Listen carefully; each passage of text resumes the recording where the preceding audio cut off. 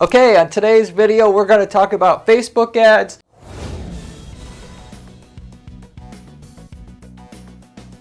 and Google ads. Specifically, how much should I spend on Facebook ads versus Google ads on a regular basis or just on an ongoing basis, however you want to say it here. So I made this video because I get the question that comes up a lot. Corey, what your other clients, what do they spend on Google versus Facebook? You know, being that for most products and services out there, 90% of the time, your go-to tried and true options are Google ads or Facebook ads. You got LinkedIn ads for B2B, stuff like that. Then you have some stuff that can't really work on Google and Facebook, and you go on Taboola, Outbrain, but for the most part, it's Google and Facebook. Now, what do we spend on Google versus Facebook? What I've done on this video is I've broken it down to 3 basic categories in which determines roughly how much I'm going to spend on Google versus Facebook, so I could explain to you what I would likely be spending if this is what question you have, that's your burning question that you have for yourself right now as well.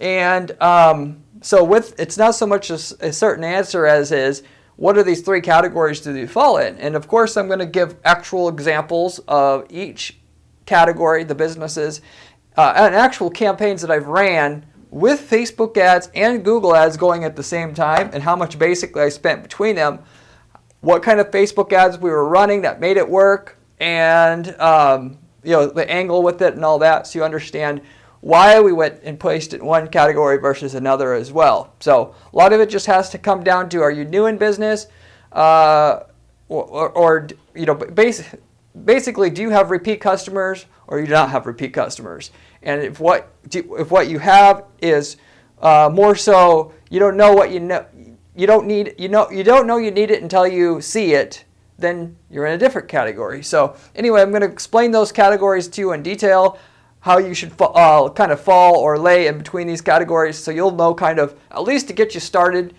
start testing it out and optimizing where I would do it for your business. And then of course you could split test, see how correct I am or incorrect I am, but it gives you a good starting place to start with, which I'm hoping to do with this video. So anyway, first of all, which products or services are more conducive to Facebook versus Google in the first place? So when you're trying to determine how much you're supposed to spend on Google versus Facebook, or should, to get the optimum result from an overall budget, I mean, basically if you have 10 grand a month to spend on ads, is it 50-50? Is it 90-10? That's more so along the lines you should be thinking. It's not should I be doing this and this? It's what kind of product or service do I have, and and with that, how much of it should be divvied out on each based upon which platform is better for each. And so there, and also with that, there's never a situation where I'm going to do 100% Google and 100% Facebook, mostly because Facebook has a good function in getting a hold of people that already been to my site. So at the very minimum, I'm going to be doing remarketing, where you have your ad show up to somebody who's been to your site again, or been, was a customer, to have that ad show up to just that customer again.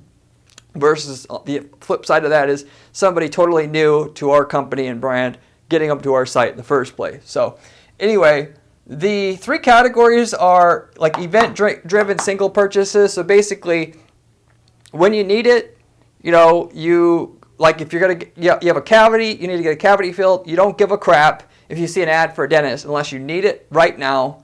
And of course, you could hope to get the ad in front of the person in the perfect time.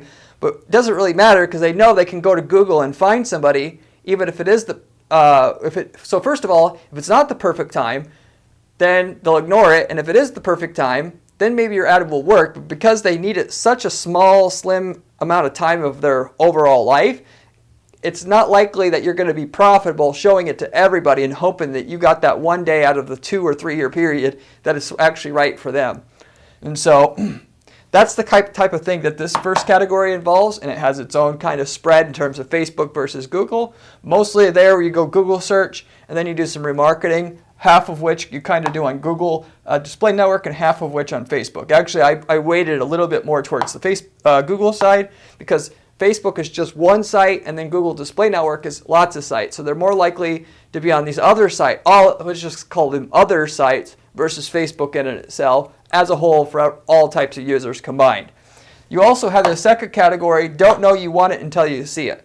So there's all kinds of products that, it's like those commercials on TV, like you can still see if you watch TV still, I don't, but they'll have an amazing kitchen product or a fishing product or something, and they'll demonstrate it on the commercial within a 30-second or 1-minute slot, and then by the end of the commercial they ask you if you want to buy it. I'm sure you've seen these type of products advertised on Facebook because it's kind of the equivalent now.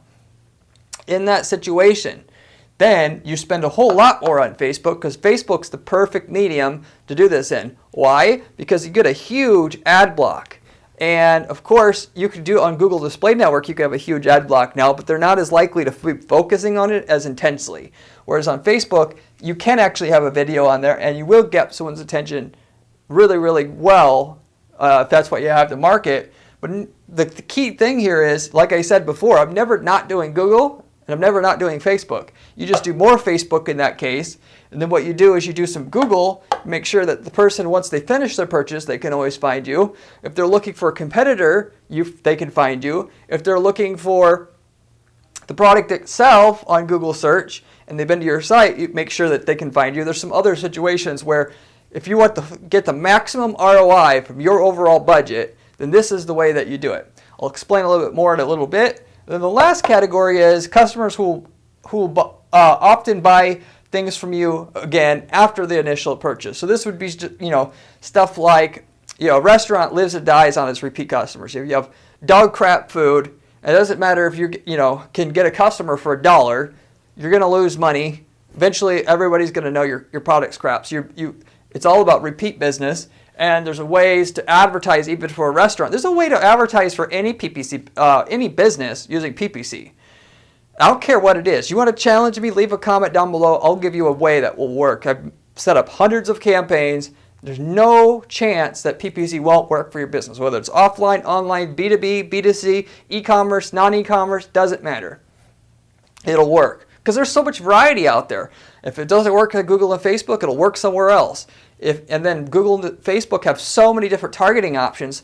There's a targeting option in there for you that has 1% or more of the people that would buy your product. You get on there, you'll make money. That's just what PPC is really about. If you want to break it down to just that pretty well sums up how you think about PPC and why it will work, because there's thousands, if you want to be technical about it, millions of combinations of different audiences to drill down to your perfect customer, and then you make money. The key is, do you know how to drill it down far enough so that you don't have waste advertising to everybody else? And that's actually what makes PPC superior to everything else, even TV advertising, everything, unless you need to obviously get in front of a small group of people, whereas direct mail, something like that works better. But respectively, because you can niche down as far as you need to get to where you need to be efficient with your ads and make an ROI, because the ads need to be so efficient to have an ROI of an 8-to-1 or 10-to-1 or whatever.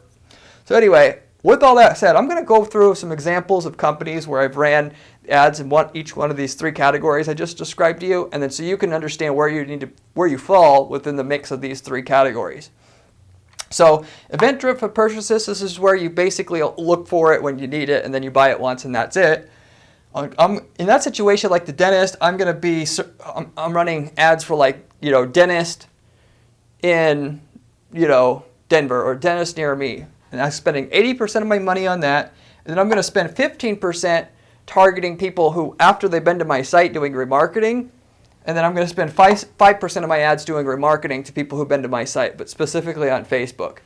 So, and then with that, the remarketing, in terms of how long I market it depends. But realistically, even for like a dentist, you'd be surprised how much it matters to have some repetition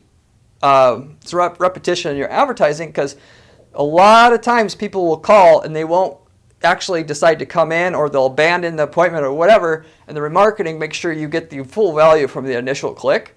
So anyway, that's a general rule of thumb I'm going to have and this is 80% of companies basically fall into this category. But anyway, other companies where this would apply would be like a roof installation company. So if you need a roof, if you need a roof, when you need a roof, you need a roof. You're going to go to Google search. I mean, this is pretty self-explanatory. If you see an ad for a roofing company, it's just not the right time. I don't give a crap.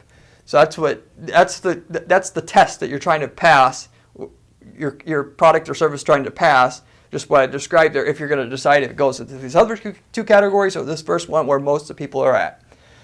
Next one, local medical supply companies. So, stuff that helps you get in and out of the shower, in and out of the chair, that gets sold to elderly people. If you have a company like that, you're running 80% of it to people looking to find a store, because basically once they get a store, they just keep going back to that same store forever. You need a product a year from now, you just go back to the store. So your whole focus basically is just to get the person, when they initially are going to find that one company, you were there.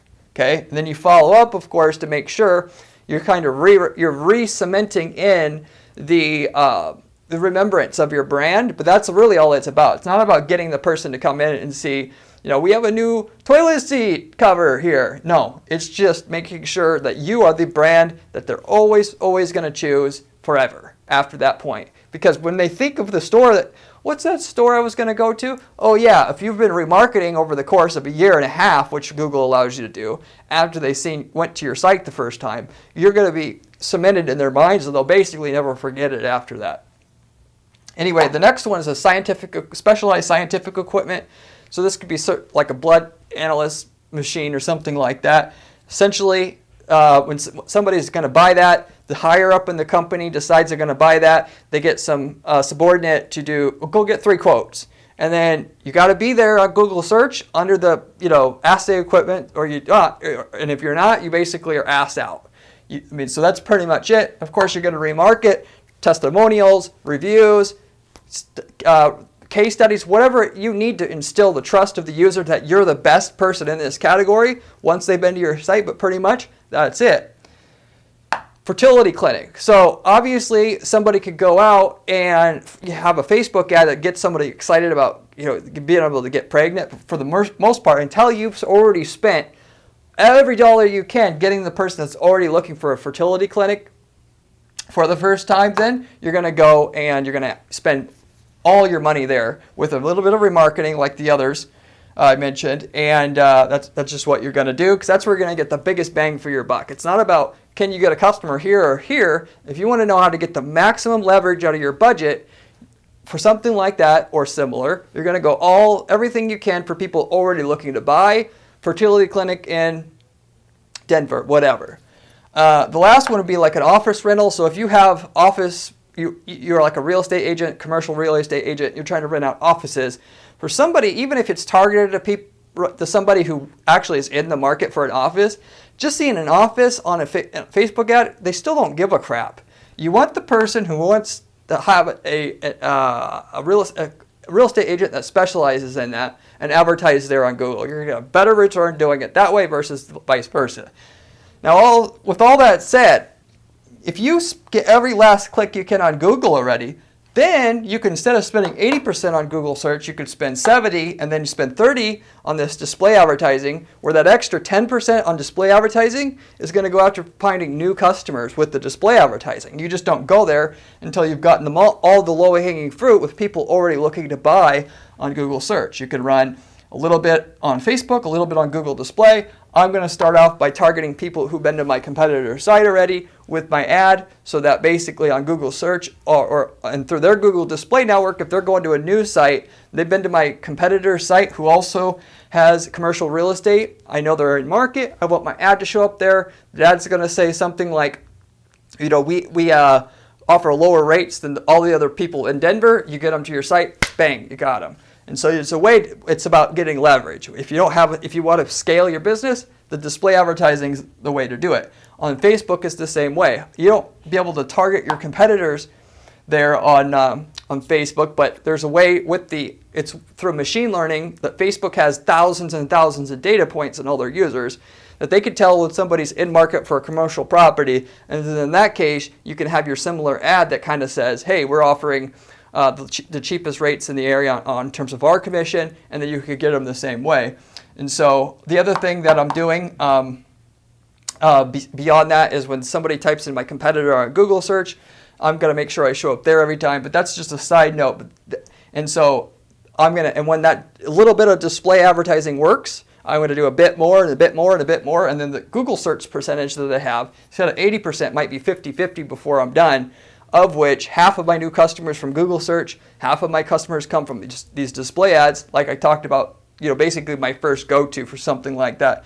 And, just keep taking the profit from the initial gain on what you did and reinvest in a little bit more display advertising, letting the machine learning algorithm that Facebook has. Of course, Google has its own algorithm. Find out what worked, do a little bit more of what worked, that gets some success, then reinvest money into getting a little bit more ads out there. And then because of how the systems work, it'll keep placing you more and more successfully. And of course, you'll reinvest more and more of the money you're making back into more ads. And that's how you really build up a big account.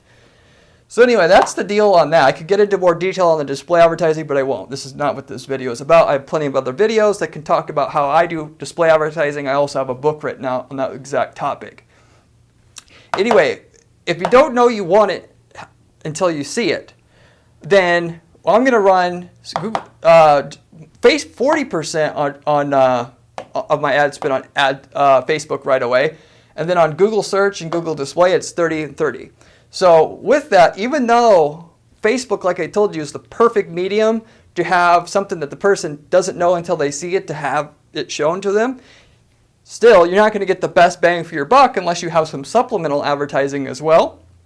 So what I'm going to do is I'm going to have an ad that basically, gets their attention. An example is a bed-in-a-box company.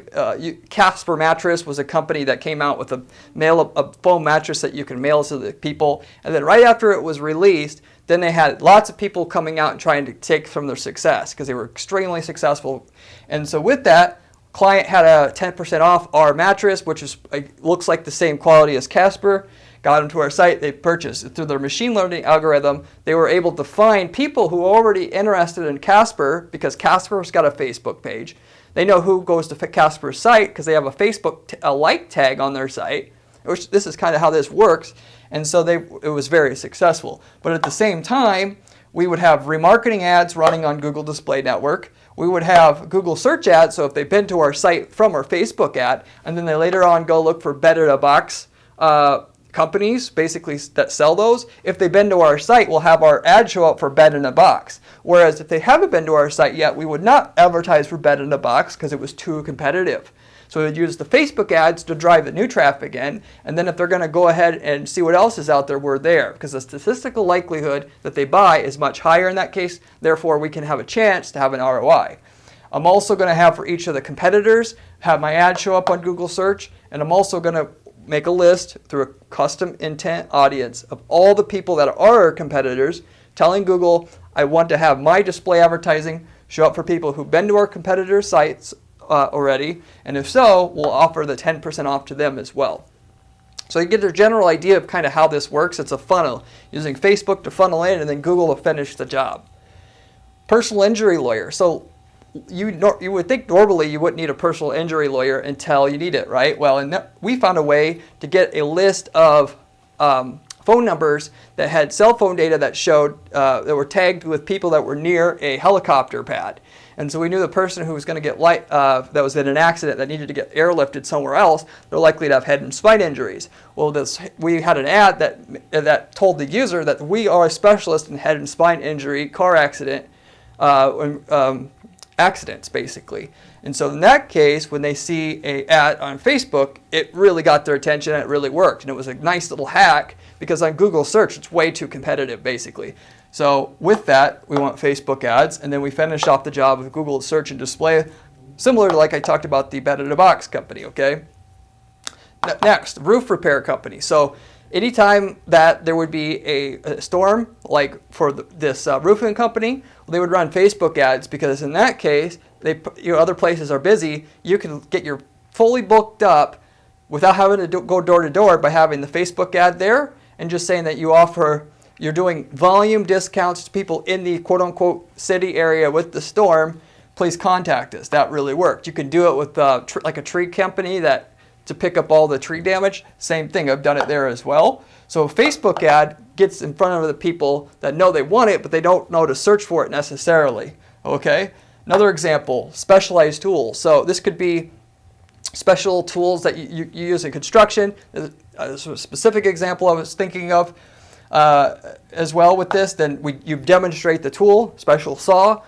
It's a way to show that it was a new saw that isn't normally known. So you wouldn't know to search for it. Facebook ad is the right place to initially go, and then you finish off the job on Google and search and display like I talked about before. Same thing would be the case with kitchen supplies, like you have a new blender or something like that. I'm going to go Facebook heavy first, like I said. Next is the garage beautification product. So this is a person who sold stuff that guys that really like their man cave is their garage. There's diamond plating that goes around the outside of the garage. There's all kinds of stuff like that. Special floor coverings make it look really like a showroom, mini showroom almost. So in this situation, because they don't know what they want it till they see it, you can show a picture of a beautiful garage. And even like we did an ad that was before, then after. And so it was like, wow, for the user. And so obviously the person that really was taken back by it the most, they were interested to see more how this is done. And then you send them to a page that talks about how you beautify the garage and that we specialize in products that offer that. Now Facebook then was better than looking for somebody already looking for the exact items that they sold, in that it's more competitive. It was a hack to get around Google search being quite so competitive, if you will. Even though Google search ads would work, Facebook ads work better. This is about getting a higher ROI than you could otherwise. Next one is a tax credit filing service. So this was a Canadian firm that had a disability tax credit. They wanted to get out in front of people that they didn't have the credit but wanted to help them file for the credit. They took a cut of the credit by helping you file for it.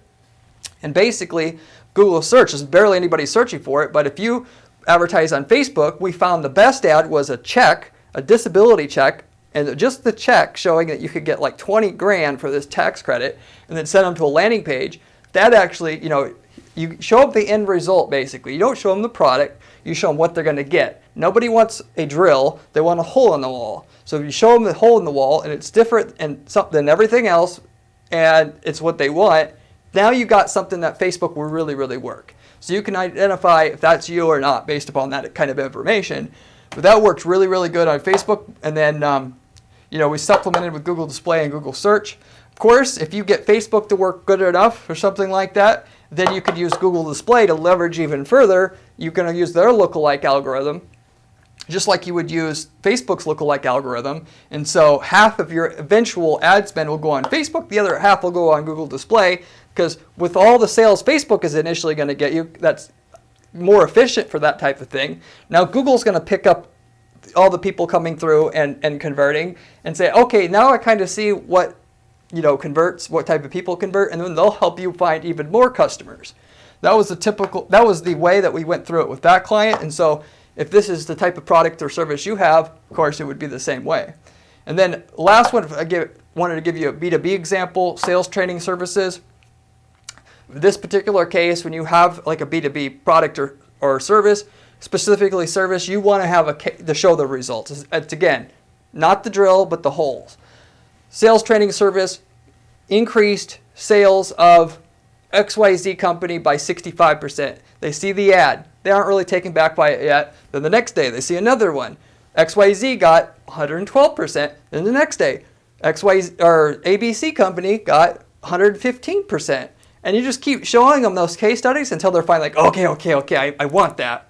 That's how you're going to get somebody in that type of situation. We actually did that. Worked extremely well. So Facebook, instead of just waiting people to look for a sales training company, which is competitive, and it's hard to stand out, this was immediately have a way to have us be the number one choice and not really have to compare our pricing with anybody else's, because we went in with this angle instead. So there's an example for you that you can use. So moving forward, stuff that we're get customers that will buy from you again, you can have, which is our last category, an example of a company like this to see if you fit into it is women's clothing retail. So people know that there's not much money in men's clothing, but there isn't women's clothing, because women buy clothing just because it's out of season or whatever. They're a repeat buyer, a heavy repeat buyer. So in that case, you could have, what you do is you spend, 40% of your money just remarketing to the person. I normally only do 10 or 20% of my budget to remarketing, but if it's something that where you got repeat buyer, you heavily rely on repeat buyers, i.e. More than half of the money I'm going to make from a customer comes from the repeat purchases. I'm going to do 40% remarketing, and I'm going to split it up half between 20% on Facebook, 20% on Google Display Network, and then I'm going to do Google Search, 60% of it to find new customers. So we're going to find new customers with our Google Search, but then we're going to heavily remarket and almost spend half of our budget on remarketing just to get those people to buy as much stuff as they possibly can. If you don't do the remarketing, you're not going to get them to buy as much as you would otherwise having all that going to the remarketing, and you're going to make more doing more remarketing than just focusing on the new customers, because you get a new customer and then you put them into a long daisy chain of promotions that are going to come out every month or every quarter. We have this sale, we have this new item, we have this item, this sale, and it keeps going for 2, 3, 4, 5 years. And so instead of making $30 from that person on average, you're going to make $125 on average because you did the remarketing, and because the remarketing is so inexpensive compared to the advertising that gets them to your site in the first place, you get a better return. Okay, so that's one example. 2, a restaurant. So yeah, nobody cares about your restaurant once they've already eaten there, but what you could do is you could filter out all the people that go to your restaurant if you have a special program, like where you're going to offer, well, you can have a customer loyalty program, get their information,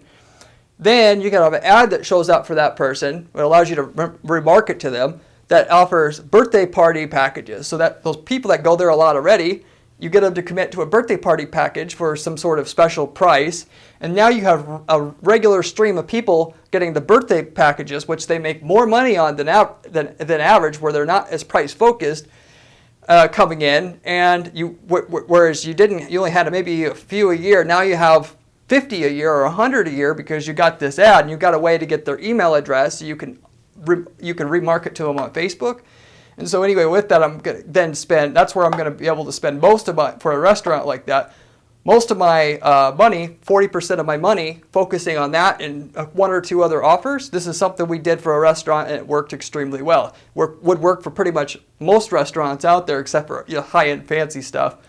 But then obviously, if they're looking for steak restaurants near me, that's still important. I'm still going to spend 60% of my money there, so I get the loyalty, and then I'm going to use my other ads to get the people that are apt to spend a lot of money. We're working them with as many ads as we can. Anyway, next, ticket sales. If somebody buys if you sell tickets and somebody buys a Lakers ticket, you know that person's going to buy more Lakers tickets, and then right when a Lakers ticket comes out, you could say, buy before they're sold out. You sell them. Then you keep doing that again and again and again and again. So this was a situation where we spent 40% of our money just with those repeat messages, as I just described there. Worked extremely well, but you still want the person, you break even almost on just getting the person to buy the ticket for the first time. You use that information to know what else to resell them later on. Spas. So during Mother's Day and Black Friday, people that go to a spa like to give, we found that like to give gift cards or tickets to other people to go to the spa, mainly because they get to go with their friend now. So it's kind of like a gift to themselves. But we would get everybody who's bought and offer them a gift card at a discount at those 2 times of the year, and they would sell tens and tens and tens of thousands of gift cards in sales of gift cards. Like 50,000 in gift cards within a 3-day period, just because it was the exact time where people normally buy a gift card. Okay, so that was a situation where we spent 40% on the remarketing, half between Facebook, half in Google Display, because they both work great for remarketing.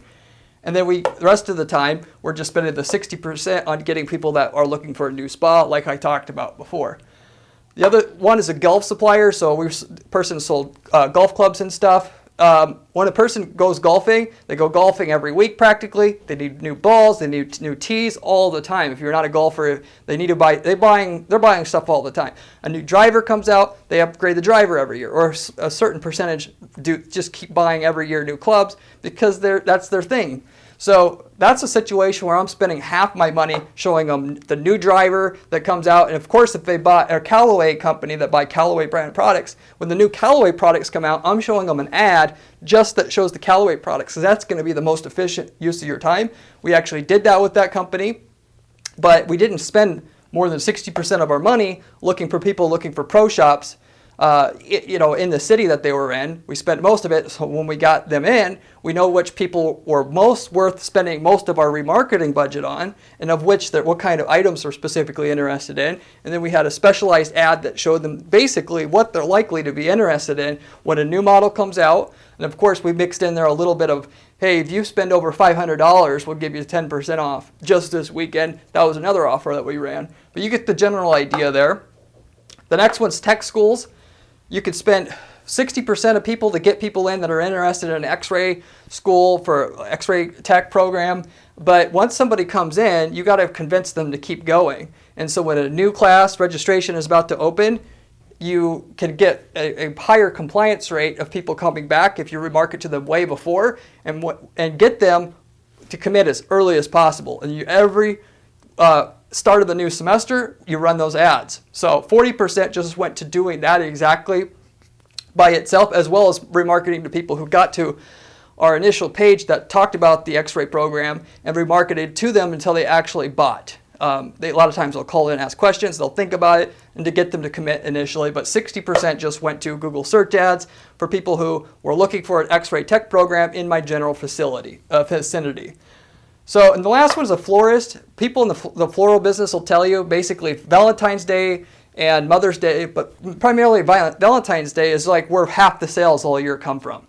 So Facebook is extremely profitable for those people in that if they can get a list of their customers, i.e. customer loyalty program or whatever you need to do to get their email address or phone number works, then you can have your ads, just pound your ads towards them about 2 weeks before Valentine's Day, and you'll just explode your sales. And then the rest of the year, you may not advertise at all, just because, and spend it all, your whole wad, just on that one section or time of the year, or 2 weeks also before Mother's Day. And that'll help you to where you could plan on buying more flowers and know you're going to sell them, because last year you ran the ads and it worked. So you still want to show up for people looking for a florist in my area, whether that's within 10 miles of my place, because if you, like the dentist, you can't get somebody from 30 miles away to go. So there's 3, 4, 5, 10 miles away from my place that I should advertise where it will work for people looking for a florist in my area or a dentist in my area. But then I'm going to spend, in the case of the floral business, I'm going to spend at 40% at least just to get the people every year on a repeat schedule to buy and never stray away from my business. And so I can, once I come up with an ad for Valentine's year this year, I can use it the next year, next year, next year. They won't remember it's the same ad. And so once you have something that works, you pretty much know how to count on the sales for all future years as well. So anyway, that's the whole thing about what should you spend on Facebook versus Google at a very high level. If you like videos like this and want some other PPC strategy videos, you can check out my channel. If you haven't seen any of my other videos, they're really great. I also have a blog at guaranteedppc.com/blog where I have step-by-step instructions on how to build campaigns like I talked to you here about today on today's video. And if you have any questions or concerns, leave me a comment. I get back to every single person who leaves me a comment on this channel, so feel free to do that. I hope you enjoyed, and hope that this gave you some information to improve your campaigns. Good luck to you with what you're doing.